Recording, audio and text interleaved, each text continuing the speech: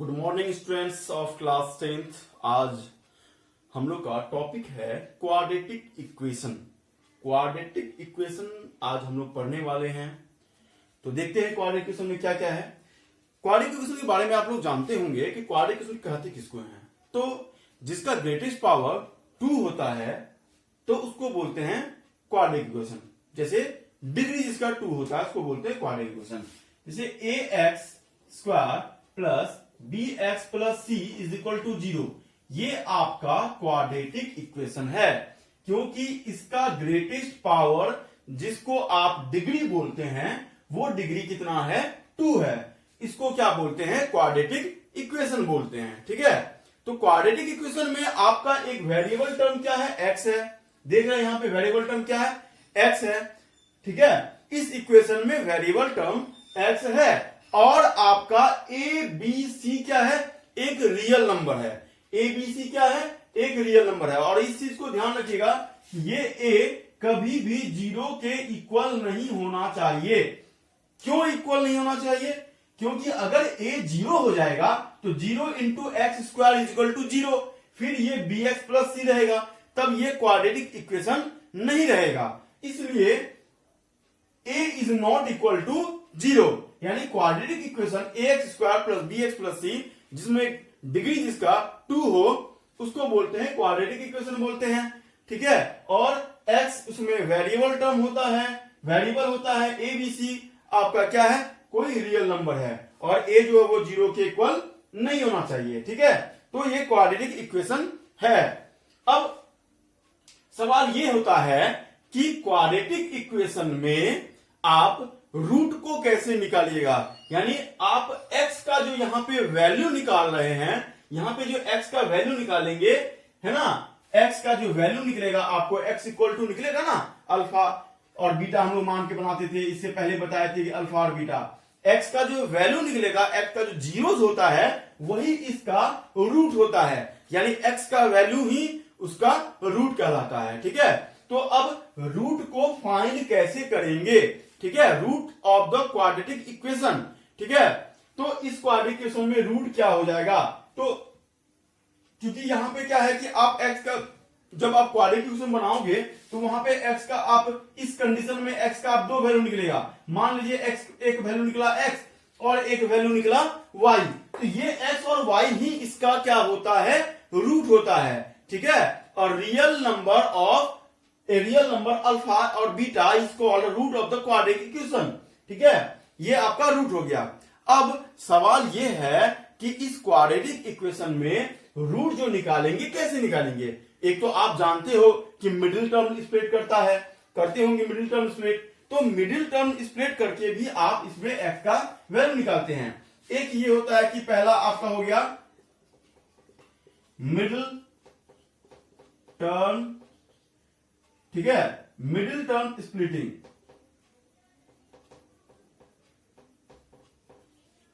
Middle term splitting, ठीक है, पहला तो ये होता है मिडिल टर्म को आप स्प्लिट कर दीजिए। ठीक है, उसके बाद क्या होता है, या इसको आप फैक्टराइज कर लेते हैं, कोई भी इक्वेशन को आप फैक्टराइज कर लोगे तो वहां पे भी आप क्या होगा, आपका निकल जाएगा। यानी मिडिल टर्म स्प्लिट कीजिए या फैक्टर कीजिए, फैक्टराइज कीजिए, है ना। ठीक है, फैक्टराइज करते हैं तो मिडिल टर्म स्प्लिट करेंगे या फैक्टराइजेशन मेथड करेंगे। ठीक है, दूसरा होता है आपका कंप्लीटिंग द स्क्वायर, है ना, कंप्लीटिंग द स्क्वायर।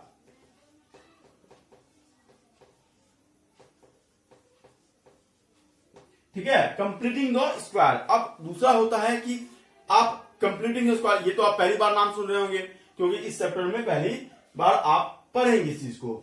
ठीक है, कंप्लीट। और थर्ड जो होता है एक होता है क्या कि डिस्क्रिमिनांट एक मेथड होता है, डिस्क्रिमिनांट। ठीक है, तो डिस्क्रिमिनांट मेथड से ही हम लोग क्या करते हैं, आपका x का वैल्यू निकालते हैं। तो उस डिस्क्रिमिनांट मेथड को हम लोग क्या बोलते हैं,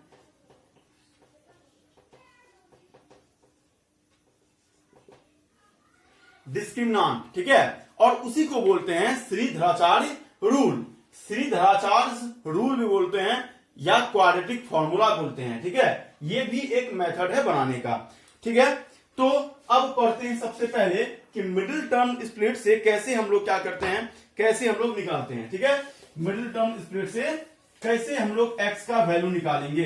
तो ये 3 मेथड है, आपको x का यानी उसका रूट निकालने का 3 मेथड है।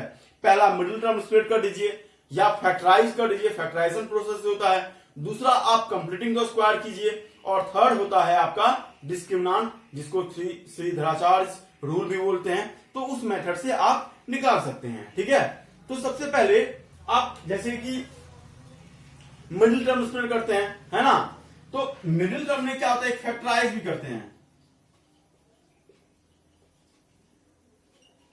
फैक्टराइजेशन प्रोसेस, फैक्टराइजेशन क्या करते हैं, मान लो कोई इक्वेशन दे दिया आपको, जैसे कि 5x square minus 8x is equal to 0 है। तो यहां पे 5x square minus 8x equal to 0, यहां पे इसका रूट निकालना है, यानी x का वैल्यू निकालना है। तो क्या करेंगे, सबसे पहले यहां पे x कॉमन ले लेंगे। ठीक है, x कॉमन लेंगे तो बच जाएगा अंदर में 5x minus 8 is equal to 0। तो ये x इज इक्वल टू एक टर्म में हो जाएगा x इज इक्वल टू 0, और दूसरा टर्म में क्या हो जाएगा 5x minus 8 equal to 0। 5x equal to 8 और x इज इक्वल टू 8/5, यानी एक वैल्यू ये, एक वैल्यू ये, यानी दो वैल्यू इसका क्या हो गया, एक हो गया ये 0 और एक हो गया 8/5। तो ये हुआ एक फैक्टराइज कर दिए हम लोग, तोड़ दिए, बना दिए, हो गया। ठीक है, और एक होता है आपका मिडिल टर्म स्प्लिट, जो कि आप लोग जानते हैं बनाने के लिए, कोई एक इक्वेशन दिया उसको मिडिल टर्म स्प्लिट कर देंगे और वो बन गया। ठीक है, तो वो मिडिल टर्म स्प्लिट करके बनाते हैं या फैक्टराइज करके बनाते हैं। और दूसरा प्रोसेस होता है कंप्लीटिंग द स्क्वायर। ठीक है,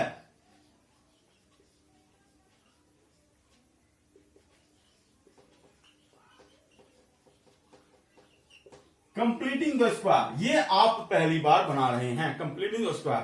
ठीक है, यानी कि इसको स्क्वायर के फॉर्म में लाके इसको बना देना है। ठीक है, तो सबसे पहले मान लीजिए कैसे बनाना है, जैसे आपका कोई इक्वेशन है एक्स स्क्वायर, कोई इक्वेशन लेते हैं, मान लीजिए कि आप x square minus 10x minus 2, ऐसा कुछ इक्वेशन लेते हैं, 10x minus 2 is equal to 0। ठीक है, एक इक्वेशन ले लिए हम। अब इसको कंप्लीटिंग द स्क्वायर प्रोसेस से कैसे बनाते हैं, देखिए यहां पे आपका एक्स स्क्वायर है, अगर यहां पे कोई नंबर होता, आगे में 2 लग जाता या 3 लग जाता, तो ये स्क्वायर, ये कंप्लीट पे स्क्वायर नहीं है। तो ऐसा करने के लिए आपको यहां पे कुछ करना पड़ता। ठीक है, तो वो भी मेथड मैं आपको बता दूंगा। सबसे पहले एक देख लीजिए, X square minus 10x minus 2 is equal to 0। ठीक है, ऐसा दिया हुआ है।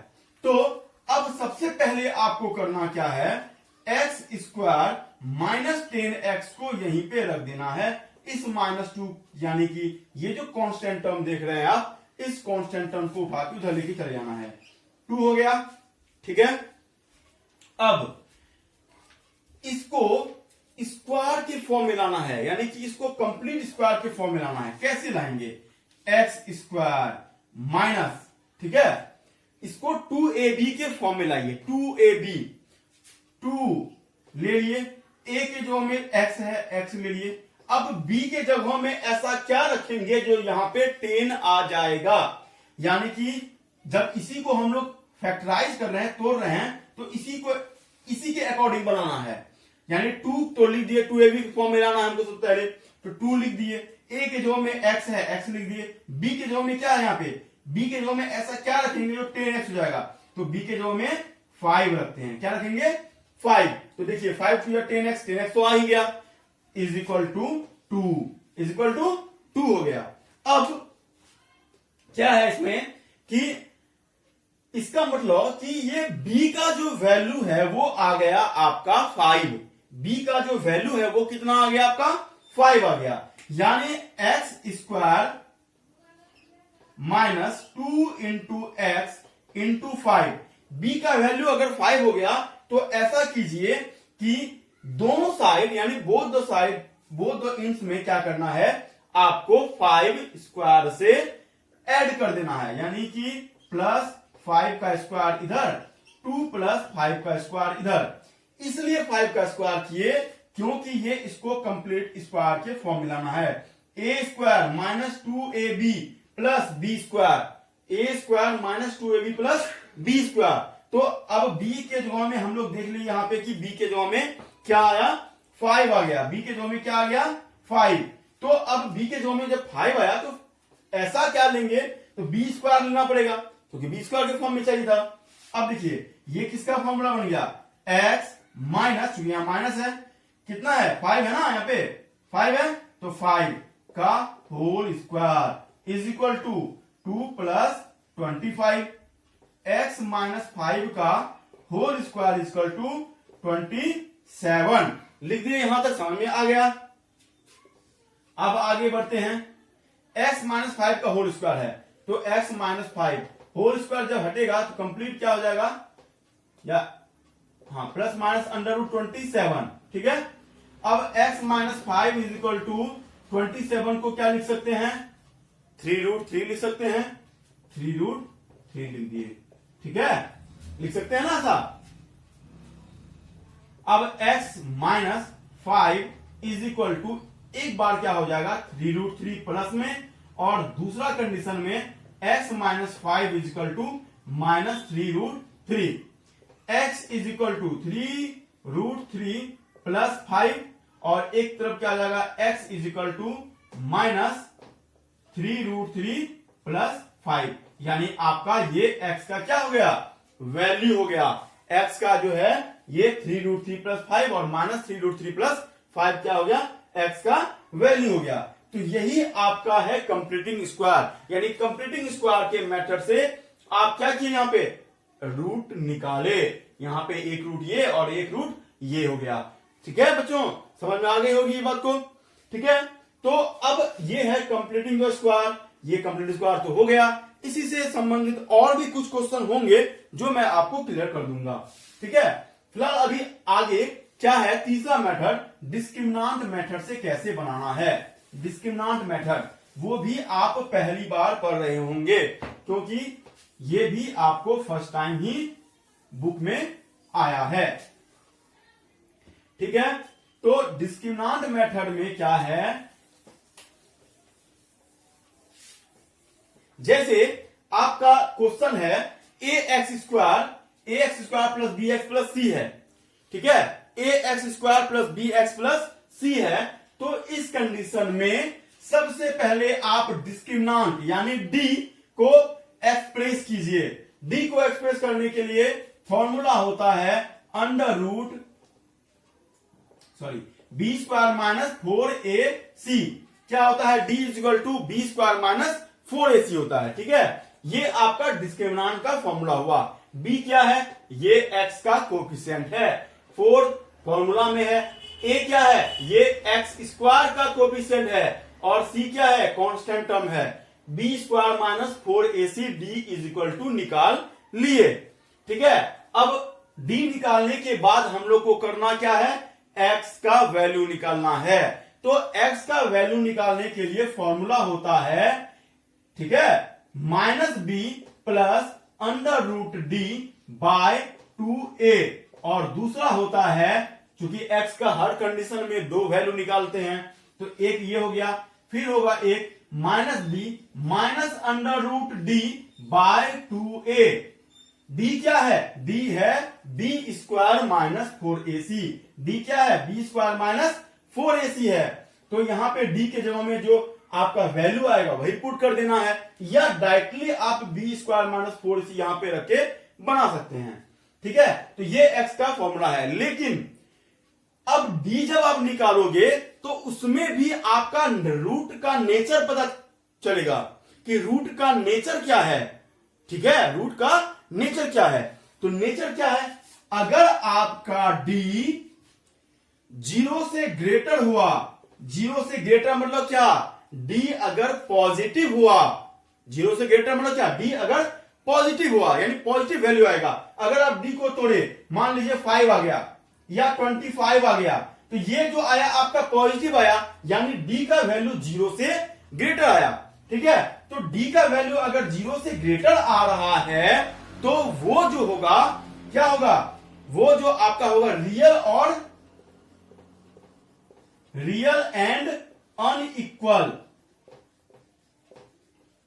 ठीक है, क्या होगा, when d is greater than 0, जब आपका d 0 से ग्रेटर है तो उस कंडीशन में रियल रूट जो होगा वो रियल और अनइक्वल होगा, और ऐसा ही कंडीशन में आप x का वैल्यू फाइंड कर सकते हैं। अगर d ग्रेटर हुआ 0 से तभी आप x का वैल्यू फाइंड कर सकते हैं। ये था केस 1, और अब आते हैं केस 2 में।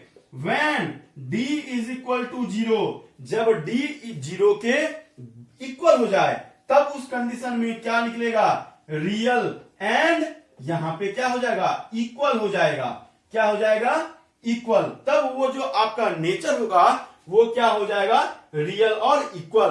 तब इस कंडीशन में आपका जो रूट आएगा तब उतना लंबा फॉर्मूला आपको नहीं बैठाना है, क्योंकि जब d इक्वल टू 0 हो जाएगा तो यहां पे d का वैल्यू 0, तो अंडर रूट में g का वैल्यू 0 आए क्या आए कोई इससे मतलब नहीं है। तो वहां पे जो इच रूट होगा, प्रत्येक रूट का जो वैल्यू होगा, ठीक है, वो क्या हो जाएगा, -b/2a। क्योंकि यहां पे प्लस माइनस तो खत्म हो गया, बस यही -b/2a हो जाएगा, क्योंकि d का वैल्यू आप 0 जब बैठाओगे तो ये -b/2a ही ना रहेगा। तो दोनों कंडीशन में तो वही, तो -b/2a वैल्यू हो गया d का वैल्यू। ठीक है, ये केस सेकेंड था। थर्ड केस क्या आता है, जब d जो है आपका छोटा होगा, किससे, 0 से, यानी कि d का वैल्यू अगर निगेटिव आया, यानी -25 आ गया, -5 आ गया, तो उस कंडीशन में आपको क्या करना है, तब वो जो होगा वो रियल रूट नहीं होगा, no real root, no real root. तब वो आपका रूट जो है वो रियल नहीं है। उस कंडीशन में आप x का वैल्यू नहीं निकाल पाएंगे। ठीक है, तो 3 कंडीशन है, आप तीनों कंडीशन को पहले देख लीजिएगा, कौन सा कंडीशन जो भी आपको क्वाड्रेटिक इक्वेशन दिया है उस क्वाड्रेटिक इक्वेशन का जो भी वैल्यू भी निकलेगा, d का वैल्यू अगर d ग्रेटर हो गया 0 से तो रियल और अनइक्वल हो गया, है ना, इक्वल तो नहीं ना है यहाँ पे। अगर d का वैल्यू 0 हो गया तो रियल और इक्वल हो गया, और d का वैल्यू अगर नेगेटिव में आया यानी कि 0 से स्मॉलर होगा तो वो रियल रूट नहीं होगा, यानी उस कंडीशन में x का वैल्यू नहीं निकालेंगे। ठीक है, आई बात समझ में। तो अगर कोई आप मिडिल टर्म स्प्लिट करते हैं तो उसको भी इस कंडीशन से आप निकाल सकते हैं आंसर, उसमें भी आपका आंसर निकल जाएगा। ठीक है, जैसे